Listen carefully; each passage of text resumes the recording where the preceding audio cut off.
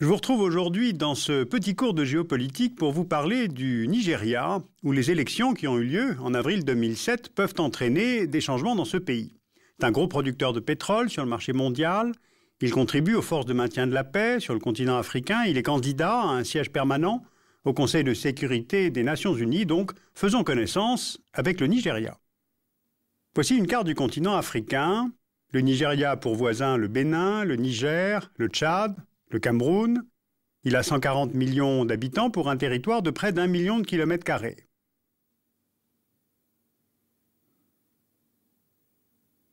La Benue et le Niger structurent ce pays autour du plateau central, et c'est d'ailleurs ce fleuve Niger qui a donné son nom au pays, Niger Area en anglais. Et le drapeau du pays symboliserait la savane et la forêt en vert, traversée par le fleuve Niger en blanc. Donc ce pays est vaste, ce qui le place au contact de plusieurs zones climatiques. Le Sahel au nord, la savane au centre et la forêt équatoriale au sud. Et ces grandes variables climatiques induisent des modes de vie très différents qui ont imposé la cohabitation entre éleveurs nomades et agriculteurs sédentaires. Dans la partie nord, on trouve les peuples Hausa et Peul, largement présents dans le centre de l'Afrique. À l'origine, ce sont des peuples commerçants, caravaniers. Ils forment 33% de la population nigériane et leur langue, le Hausa, est parlée dans toute l'Afrique de l'Ouest. Dans la partie sud-ouest du pays, on trouve les Yoruba, une des premières civilisations urbaines africaines. Ils forment 21% de la population. Et au sud-est, on a les Ibo, qui sont des agriculteurs sédentaires, qui comptent pour 18% de la population du pays. Ce sont les trois peuples majoritaires auxquels s'ajoutent près de 250 groupes ethniques différents. Les uns comptant quelques millions d'individus, mais d'autres seulement quelques milliers. Le Nigeria est aussi sur la ligne de contact des deux grandes religions monothéistes. Il a 40 à 45% de musulmans, plutôt au nord. Le christianisme est plutôt au sud, 40% de chrétiens dans le pays, dont 25% de protestants. On voit là aussi les zones animistes, soit environ 15% de la population. Donc en résumé, des Ibo, des Hausa, des Yoruba, plus de 250 peuples différents, des chrétiens, des musulmans, des animistes, une immense superficie, donnant sur des climats différents, dictant des modes de vie différents. Alors justement, comment fonctionne cette fédération nigériane ? Les frontières externes de ce pays sont un héritage direct du colonisateur britannique, qui au XIXe siècle ne raisonne nullement en fonction de la localisation des peuples ou de leur culture. Et lorsque le Nigeria devient indépendant en 1960, il s'organise dans cette enveloppe artificielle en fédération composée de 3 États, Northern, Western et Eastern Regions, qui correspondaient en fait aux 3 ethnies dominantes et aux aires de produits agricoles, l'arachide au nord, le cacao à l'ouest, l'huile de palme à l'est. Et pour tenter de répondre aux identités et aux tensions, le nombre de ces États fédérés ne va pas cesser d'augmenter au fil des années.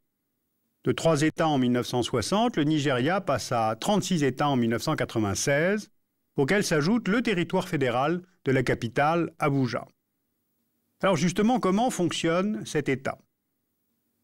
Depuis son indépendance, le Nigeria a connu 10 ans de régime civil et l'armée est restée à la tête du pays pendant 28 ans.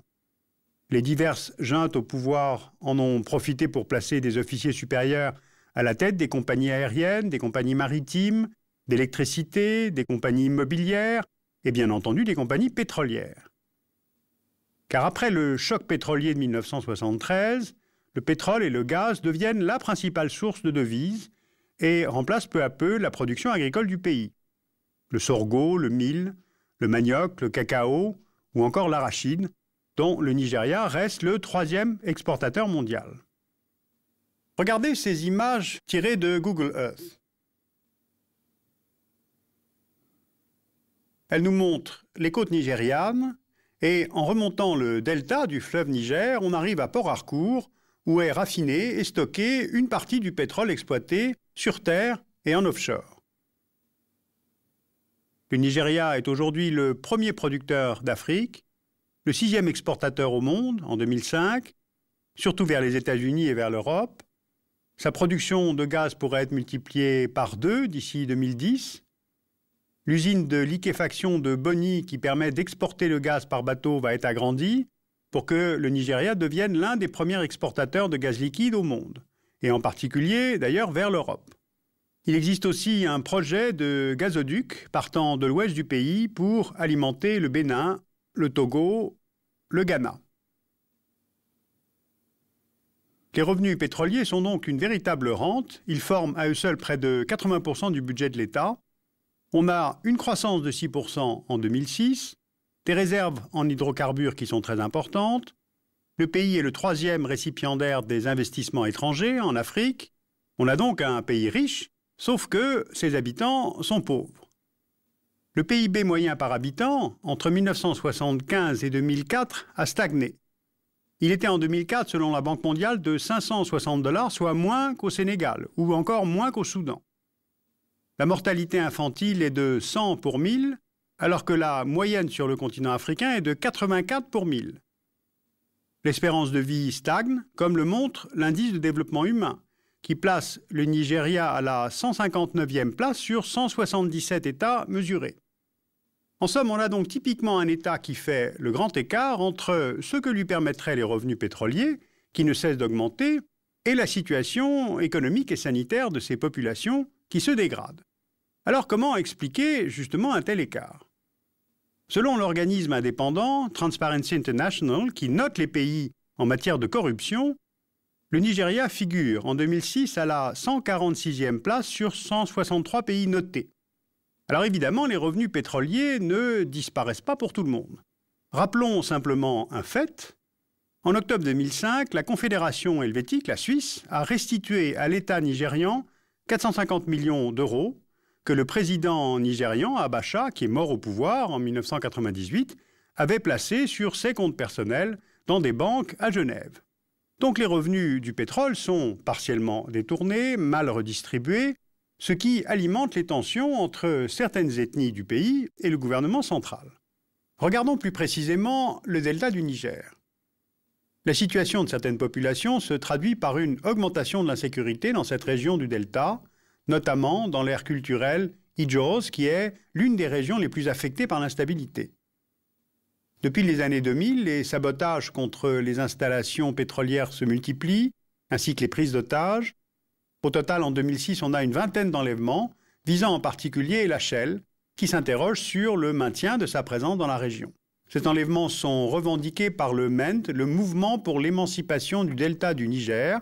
C'est là un nom qui fédère plusieurs groupes ethniques, politiques, voire mafieux de la région du delta. Et derrière ces enlèvements ou ces sabotages, il y a un refus de cette situation que nous venons de décrire. Il y a une politisation progressive des Ibo, des Ibibio, des Ogoni, qui tentent de peser sur le contrôle des attributions foncières, ou bien qui se plaignent de la forte pollution de leur territoire liée à l'exploitation des hydrocarbures qui les empêchent tout simplement de pêcher ou de cultiver leurs champs. Alors ces peuples ont des revendications précises: emploi, indemnité foncière, interruption des pollutions, et ceux qui ont pris les armes amalgament, à juste titre ou non, le gouvernement nigérian et les compagnies pétrolières étrangères, qu'elles soient américaines ou européennes. Dans le classement 2006 du MOSI et de la COFAS, le Nigeria obtient la note D, ce qui indique risque très élevé. Eh bien, malgré cette très mauvaise note, les investissements étrangers se multiplient.